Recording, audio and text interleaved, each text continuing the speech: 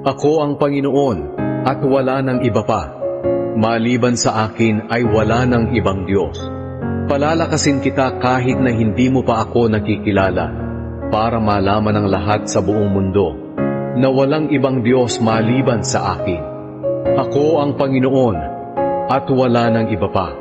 Ako ang lumikha ng liwanag at ng dilim. Ako ang nagpapadala ng kabutihan at ng kapahamakan. Ako ang Panginoon na gumawa ng lahat ng ito. Magbibigay ako ng tagumpay na parang ulan. Matatanggap ito ng mga tao sa mundo at kakalat ang kaligtasan na tagumpay na parang tanim na tumutubo.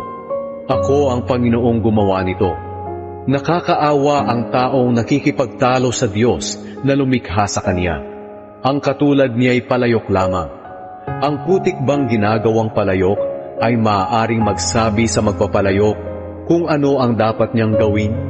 O makakapagreklamo ba siyang walang kakayahan ang magpapalayok? Nakakaawa ang anak na nagsasabi sa kanyang mga magulang, "Bakit ba ninyo ako ginawang ganito?" Ito pa ang sinabi ng Panginoon, ang banal na Diyos ng Israel na lumikha sa Kanya. Nagrereklamo ba kayo sa mga ginagawa ko? Inuutusan niyo ba ako sa mga dapat kong gawin? Ako ang gumawa ng mundo at ng lahat ng naninirahan dito.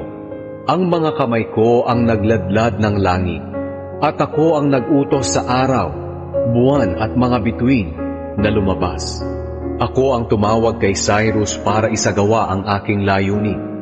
Gagawin kong tama ang lahat ng pamamaraan niya. Itatayo niyang muli ang aking lungsod, at palalayain niya ang mga mamamayan kong binihag. Gagawin niya ito hindi dahil sa binigyan siya ng suhol o regalo.